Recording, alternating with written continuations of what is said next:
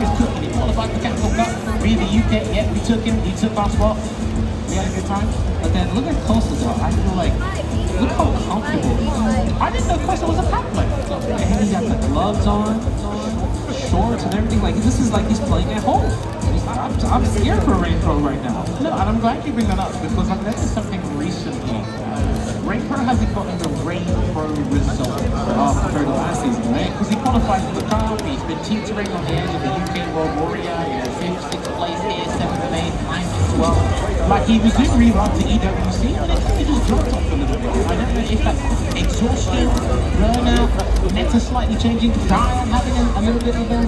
Also, maybe people understanding know how to approach Guile. I feel like before it was like really tough, but look at Costa is doing such a great job already. Take 40% of Rain Pro's life, and look at the positioning as well to just walk and block, go for the parries, perfect parries, with punish on the crouch, medium kick right there. So Kosa actually played Higuchi in SFL Japan Anchor match recently. He was 2-0 up and he lost 3-2. Oh wow, and Higuchi number 3-0.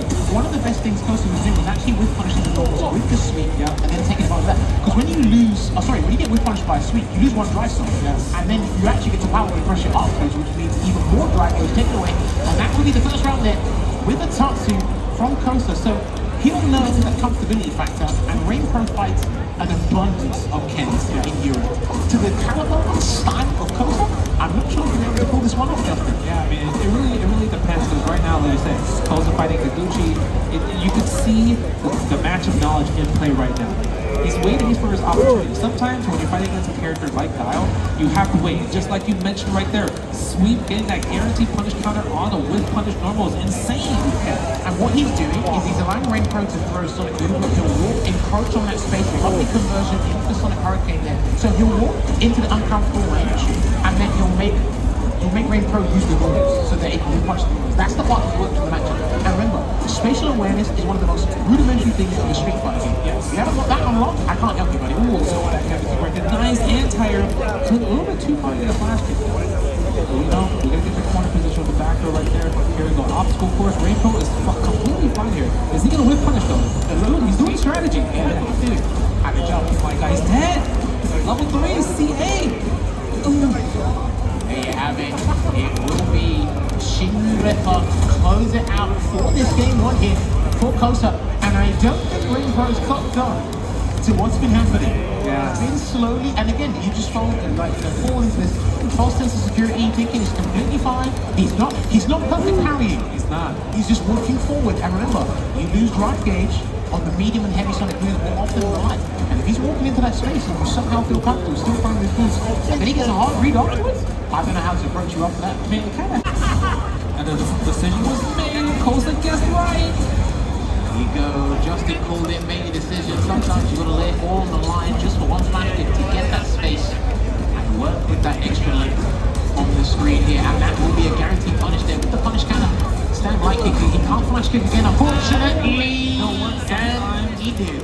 Sometimes, it's like you said, decisions have to be made. And this time, you know how one time if you just like let it rip and it blocks, you're gonna be stubborn to like, I'm gonna let this hit eventually. But the jump in doesn't spend a level 3 though.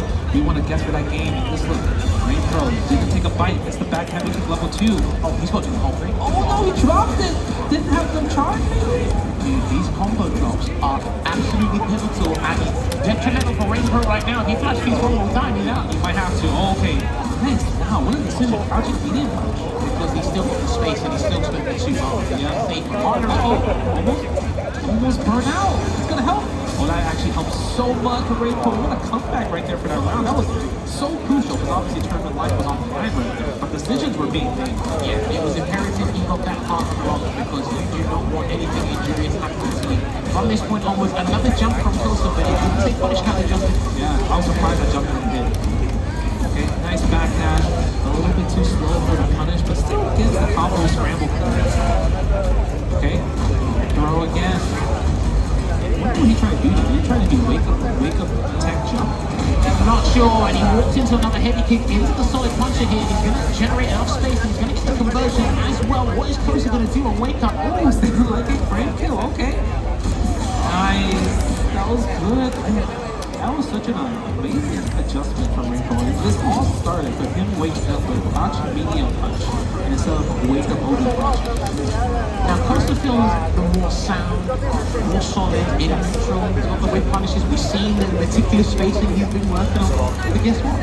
He still won one. And after Rainbow's had a couple combo drops. Yeah, I think it's also because Rainbow stopped playing the more kind of like Sonic Boom, pokey. He's playing more close up, like you mentioned how Gao is in the season wave. You have to be in that danger zone. And he's willing to do that. Oh, you pressing back medium punch. Should have pressed standing heavy punch. A little bit too greedy for the optimal damage there. The success rate on those jumping heavy kicks has been enormous. I think it's been 9 out of 10 to be honest with you. And that could have been absolutely nasty. He was confident in what was going to happen there. That low forward could have been punished. That was like -6 or something. Yeah. Everyone expects the drive run. Everybody expects the drive run. It's kind of really hard to kind of be like, hey, I want to punish the crouching medium kick there, right? Okay, nice. I like the walk up right there again. Rainbow is being really confident with his walks. He's more disciplined in the neutral now. He's mixing up the tools he can use in that horizontal range. Just Sonic Boom, his drive rush, his punches, burn him out. Take that drop gauge, yeah, just like that. That's such cat parry into the with the overhead. Forward jump, but no hand tire though. Even a crouch fist either. It looks like he's disciplined enough, but it will be a side switch with the Dragon Lash. He is gonna go into the Super R3. It is the CA version. So this is a heavyweight decision from Costa because he's gonna have to attack that drive gauge maliciously, Justin. Yeah, he's gonna have to go for it. He's doing it, but Rainbow just still walking forward. I really like the strategy, wow. Because I feel like Costa was just taken so off guard because who really fights a Gao that walks forward? The guy was really saying, I don't need my Sonic Booms. I really don't need my Sonic Boom. I just need my walk forward, crouching jab, the counter hits, I'm gonna go stand heavy punch, and then continue with the rest of the combo and just really just rinse and repeat that option. Well, despite you saying that, actually, we need to take a look at the replays while I actually get to my point here. But while you say that who plays a guy that walks forward, I think Costa kind of engineered that situation. He did. Because the way your strategy works, the guy did adjust. Not everyone adjusted that, because you will be perplexed, you will be deterred. But guess what? He adjusted. It's like, okay. And like I said, when I saw Costa fight Higuchi in SFL, he had a significantly 2-0, then it was 3-0, reverse 3-0. The same thing happened here. I know what, looking in prime position, went 2 down. So I don't know if that is a short-term strategy. It might have some long-term gain. I haven't seen it yet because I think it's still being fleshed out. It could be a short-term strategy, but then it could also be a situation where Costa is not realizing that the opponent has adapted to that short-term strategy. Are you saying ChatGPT doesn't work, Justin? Are you saying humans are real? Listen, sometimes, you know, the fact that the Gao player, Rainbow, just walked forward. When did you see Costa press the button like standing medium or standing like to check the walks? He did it. True, right? Kind of not like what we used to saw with Shooter earlier today. Okay, it's really pretty tricky. That's true. She had a good run. With the first right there. You know, I feel like this matchup in general is just like Kuma can play this neutral. Because he's the one that's going to be playing neutral. Cam is walking and try to like dish out the damage, find a way to get through the fireball. And then you see that with the spin knuckles, using different versions, different strengths of spin knuckles to get through the fireball is really a new strategy for Cam. With that, that's the corner situation. The dive kick, you have to be ready for those dive kicks. And that's going to be level 1 because Canislack is not going to close it out. So jumper and drive smasher would be a perfect substitute for that. But just go back to your point on the walk speeds. You're looking at, like we said, just to reiterate, some of the best walk speeds in the game, forward and backwards. So these guys are going to almost be dancing in synchronization. In a couple of scenarios, goes for that no context overhead there to bomb jam. Ooh, nice. Love that. Oh my god. That was the most disgusting part of the thing. That was literally the most disgusting part. How did he know he's going to jump back? He's like, I know you're going to wake up diving. I played you on rank enough. Because he has spent level 2 here. Spent level 2, he's not level 1. Here he is, I don't have time it out. And he's still got 1 more to do. And Kuma's meat though, not as crazy how his counter stuff is. It's pretty good. It's still pretty good. Because Campy's the one that has to be the one taking the risk. Chance strike, first blood, go for the heavy top two head there. I'm playing on first set. Campy probably was supposed to level 3 because if she gets the hit. Wow, fishing for that. That was really aggressive. He's got 2 bars there. So, no chance on that again. That's a jump back into jump heavy. I'm thinking that's trying to cancel out some of Misa habits with the dive kick. It doesn't look at the defensive dive kick. I think he's a very brazen way to literally, I haven't played that match. I feel like there's definitely situations where they know each other. They go for the same jump right there and attacking the drive gauge. I'll tell you what, after the punch down with the rival, it does great. I think it's really good. And safe for the pushback. Okay, nice. Tries to go for a tick throw. Doesn't work out. Mr. Hawk finally gets in that drive gauge. We're going to get some movement. That's plus right there. Commitment. We're going to spend it. Yeah, he has to. Right, and what should happen here is their drive gauge should be tantamount to another once this is done. You're not that kind of guy. You're a dad. That's going to work because when you do that, the super actually goes from like an 8 frame, 9 frame, 2 frame, 2 frame. Okay, actually did the trick, not quite. I just don't know what the fuck is Actually, I'll tell you what. Yes. Okay, so there's a couple of anti-ends in the game. When they start the combo, they immediately go to 80 or 70% scale. So if you done a raw super, it does more than a DP into the super. However, you've got more flexibility. That's true with the anti. I've noticed that with Terry. I think with Bison as well, EX Cycle Crusher. I was like, that's There you go. They know what they're doing. That's fair, because if it did just straight no scaling, that would be way too good. I mean, the more I I didn't even play your mom when you were the more damage I do, the less time I have to I said I play. didn't even play. I know. I was Fireballs. Dodging all those guys, right? He's been playing Sagat since Street Fighter 4. I think he has one of the best fireball positions in the business. So this is like a perfect character. I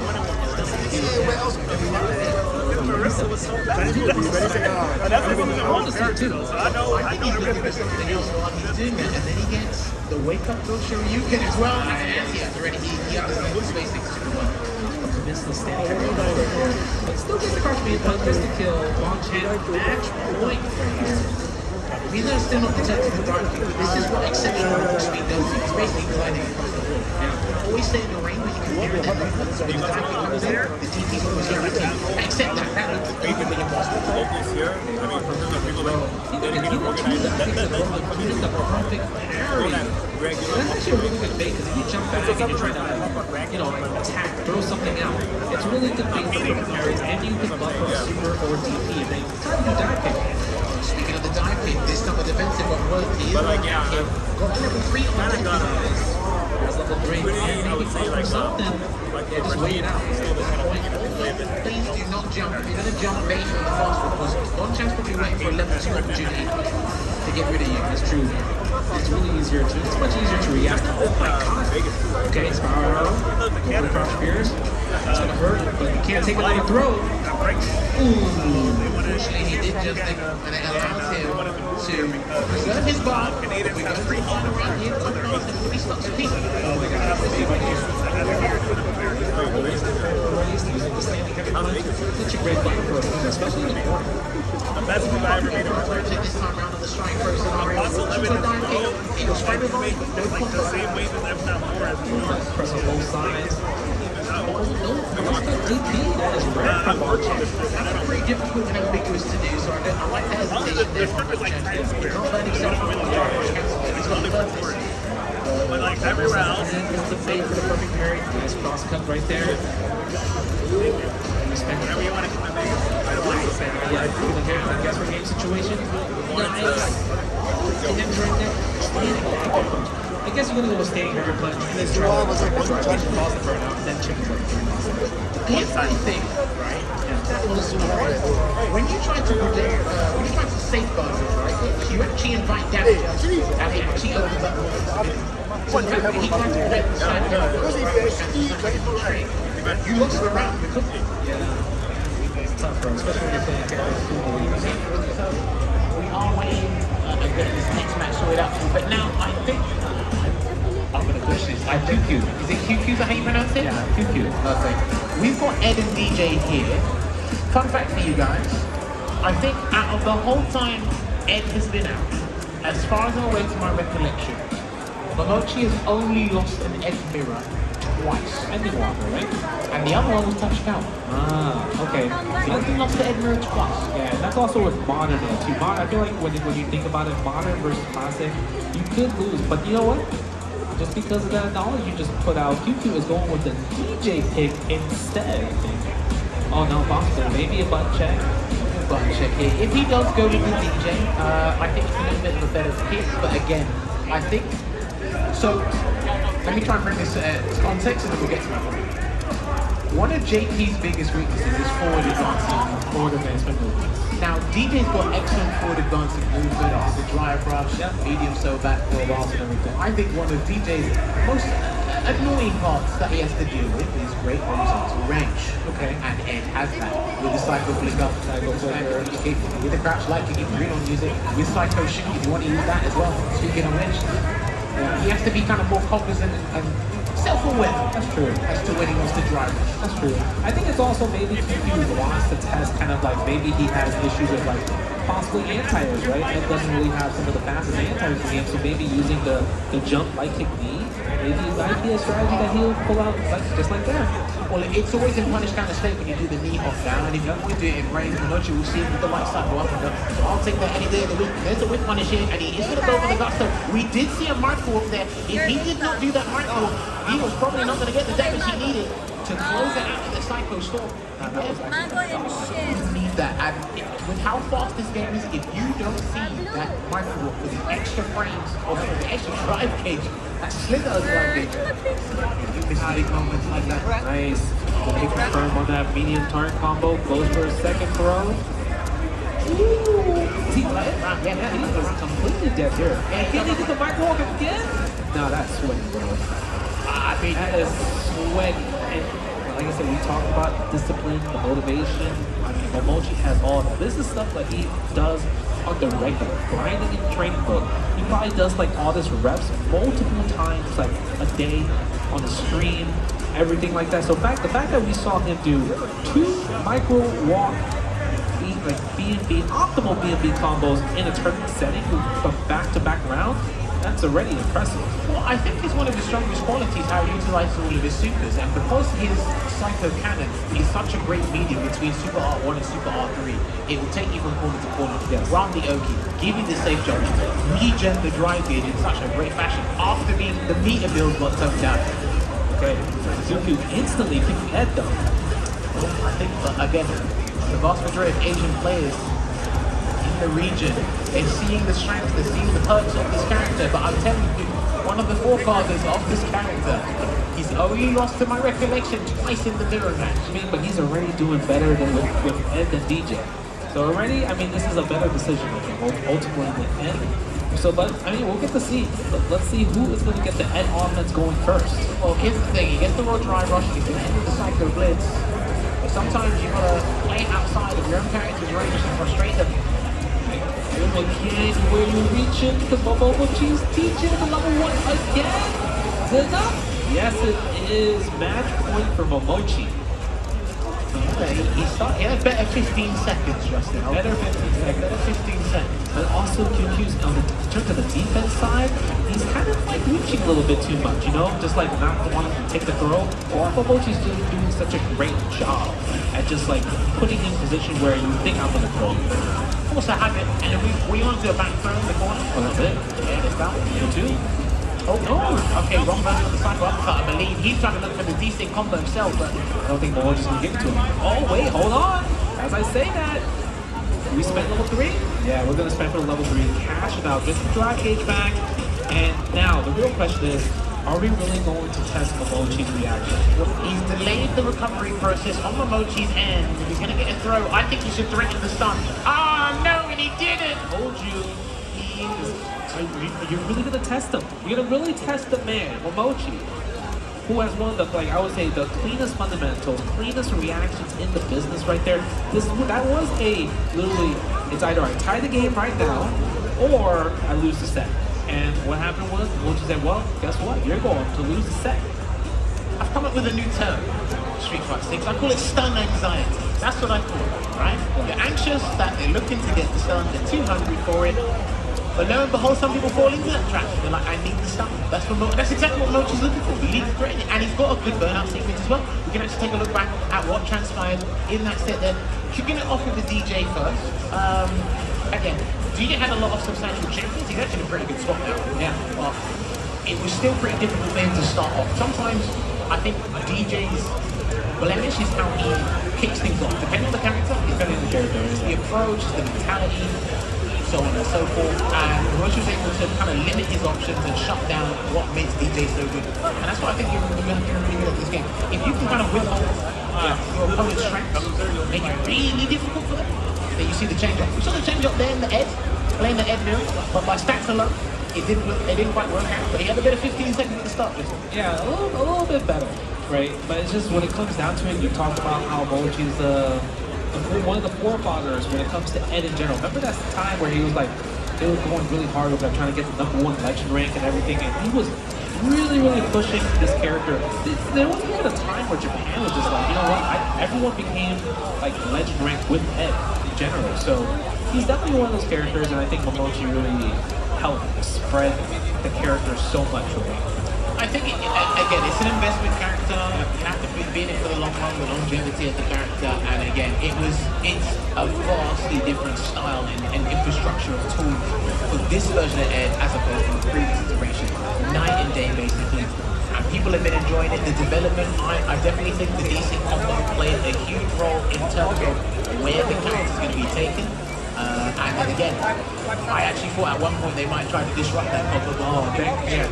I was really happy that they did not like take that combo away, because you know the fact that everybody's just leveling up the character, right? That's the really beautiful part. And you know, speaking of leveling up, you know, we gotta talk about Pagoda. Put those egg rolls in right there. The cravings are there. Level up the snack game, because when it comes down to it, they got snacks, egg rolls, whatever you want. They got your back, man. So shout out to Pagoda with these egg rolls. Level up your snack game indeed, but you can also level up your mobile gaming mentality there with Street Fighter Duel. Street Fighter Duel is a mobile game that was released last year. If you haven't heard of it, it is an RPG based on the Ultra Street Fighter 4 series, featuring more than 40 million characters.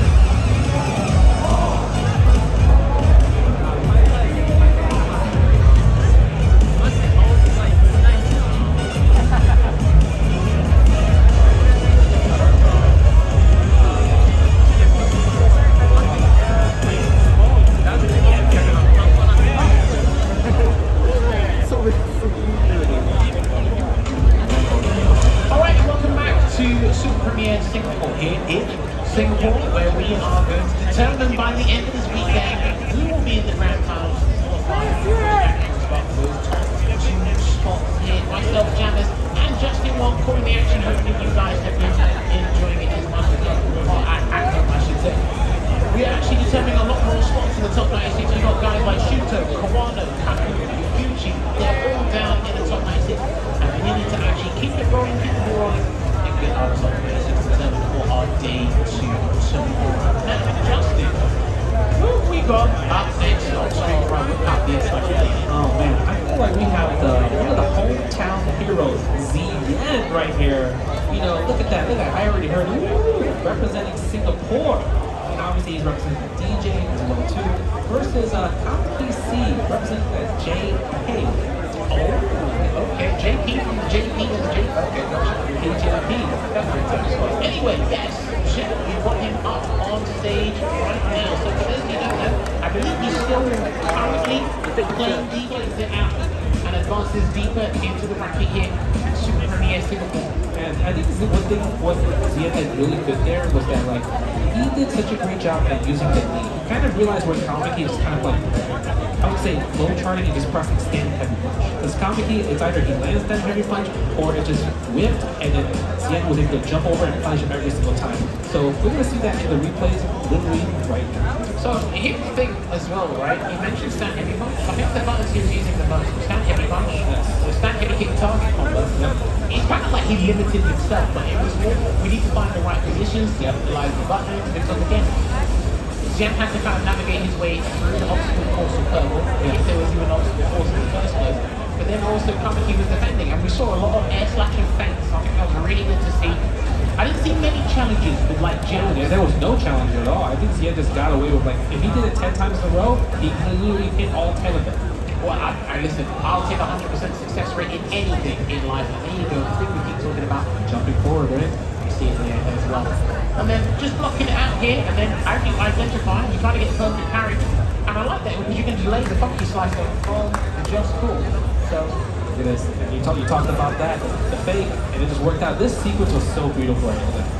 All that chip damage, that was just perfect awareness because he didn't have a super there. He just knew everything was going to work. and you know what we got to give him full credit for? How he was able to escape the bush guard each and every time. Like, he was able to activate it, but he just wasn't able to capitalize on it in the way that you would like to as a JV player. There's the hop again, like I said, just email A punch default, low try, need help. But this was a good chase down from Kamiki, but you mentioned you spent 2 bars for 12%. I'll take that any day. Okay, there it is again. Default. I think he just recognized when he wants to press the help Mayday button. Right? That's literally the help Mayday button for most JV players, I would say. They kind of default to that. Then look, we can even go deeper, right? How many buttons are you pressing? Like, you're just pressing like 1 or 2 buttons. Yes. Okay, now you think you can take your turn back because you think, okay, you blocked 2 moves. I'm going to confirm that you're blocking. Let me try and overextend and steal something from you. He said, no, jump, jab, then jump. Because that way you pretty much cover most buttons and you ain't looking for that head or head to be rushed. Yeah, that's true. I mean, it really covers a lot because even if you anti-air, he's like, well, it's not just stopping you doing it again. I'm going to do it again because you're going to eventually press that stick heavy punch and I'm going to get that clean combo, gives me OP, risk reward completely in Zien's favor, right? Let's move on to our next match. Chris Wong, my cousin, my second cousin, versus Berserk Y Zangief representing Korea. I'm kind of curious to see how we're going to see, because I feel like if you're playing Korea versus Zangief, it's a scary matchup. It is. You know what? If you didn't say Berserk Y, I would have thought they said Berserky. Berserky. Like, it sounds like it's beat jerky or something like that. But you know what's crazy about this? Is like, if you're gonna fight somebody named Berserk Y, he's playing Zangief. Do you think he's gonna go Berserk because of his name? Why not? Because, Can you remind me who won last weekend? Edison, one of the bravest grappler players in history. Because he is very brave with the SPs, but sometimes I feel like when you are Zangief, and especially you're in a position to land these SPs, or just like a chance of it, why not take the situation? Because it's always, especially heavy punch SPD, that's like 40% of your life. With the punish counter involved as well too, insane there. Well, maybe Tabashi doesn't find Street Fighter 6 as confusing as he wants to back in. Anyway, coming back to this, Chris Wong. year, 2024, he's had fluctuating results. That's because of the whole character change. He was known for the loop, runner-up in Capcom Cup X. Then after that, with the the reduction in damage, nerfing some of the buttons, he had to swap over to Akuma. Well, there's times he also switched to Luke. Yes, he's got Luke for a couple of matchups now, which works out for him really well. But I think Akuma is the staple character at the moment. This matchup, I was sorely convinced when Akuma came out, I thought Zangief completely beat him, but the way some of the high-level Akuma players have been maneuvering this matchup and making sure Zangief is not comfortable 95% of the time, they've actually worked this way around, and they worked with that elusiveness that Akuma has mixed in or married to that firepower. I'd like to say. I mean, look at the scene right here. Chris Wong, obviously, he's known kind of more the slow pace playing the neutral, throwing the fireballs. Not, I would say, not as crazy compared to like more aggressive as other players. So this will give Berserk-wise a lot of opportunities to possibly land stuff. But when you look at the drive gauge management, though, Chris Wong has been cooking with the drive gauge management. Well, I mean, Berserk-wise, using Zangief, he actually spent an exorbitant amount of meter last season and didn't get a proper reward for it. It's changed now, and his drive gauge damage has increased significantly. But this is looking good for Chris Wong. Get a throw, and he wants to pull this one out there. He's gonna back away, just get that SPD. Yeah, play it safe. See what Berserk-wise has to say to it. And that OD fireball, I mean, it's been working because he's usually using it to kind of snipe it out. Look at that. Medium punch guaranteed when it's counter hit on punch counter. Well, the thing is, it does like 21%, right? And against Akuma, you need to do 4 of those? 4 of those. Oh, almost got a second time. But it takes a trade. I think Chris Wong is willing to take trades right now. But I think ODS will be killed here, huh? It will. That's the thing. It puts himself in danger. What if he empty jumps in ODSP? Because you know how Zangief players like to just do. Not now, Justin. He jumped. He did the jump heavy punching. Okay, yeah. Because in that situation, it's like you're not going to really close the gap, right? You're not going to get in. You kind of have to make the read of a jump against a fireball. And that was pretty close there. Throw tech there, and then looking for the machine gun shot target combo. He really wants it to stay counter hit. Gonna get that corruption, outstanding light kick conversion there. He's Chris Wong. Gonna get that punish counter throw as well. Oh no. That could have been the opportunity for Berserk right there if he reacted. Well, he's waiting for a level. Oh no, maybe that was an input error. It was 100% an input error. I don't know what he was looking for. I don't know if there's a negative edge there. But unfortunately, he's gonna be punished for his health bar. We'll know about it. And the whole coulda scenario has come through, and unfortunately, it's all in the past now. All in the past. Let's see what's going to happen this time around. I mean, that was like I said, Chris Wong, known to play solid the whole entire time. He doesn't really take too many risks in it. I mean, you can see with stand light kick, just forward medium kick in general. Those are really the defensive pokes to use as a coup. Using the option select with the ODDP as well too. Yeah, you have to. You don't want him to do like a sneaky tick grab in there. You don't want him to do the pressure to increase the L the drive gauge damage. So you'd rather just spend the 2 bars as well. 2 bars, the jump, neutral jump. That's when you know you have to read. Oh, okay, interesting. All right, I like that. I guess that makes sense. Unconventional, but it worked out again. Like, he was burnt out Berserk-wise, so he didn't want to take too many risks, but then again, you weren't expected to drive rush him immediately after running away on his own. Yeah, and it's also when you think about when you're burnt out, Zangief doesn't really have a way to escape drive impact, especially if you don't have level 2 or level 3 up there. Okay, this is the 4-4 kick trades, but no buffer from the stand head punch. It's close to the corner though, Justice. You've got to be careful of some of these conversions here. Hunting conversion for Chris Wong. Lock it out. 1 stand fierce or 1 medium punch and it's done. Oh, he's looking for it, Chris. The jump knee, like he's been whipping a lot of just jump knees, and that's going to be it. Chris Wong, quick 2-0 against Berserk-wise, moving to winners top 96. Professional. Didn't allow Berserk-wise to shift out of gear 1, unfortunately there.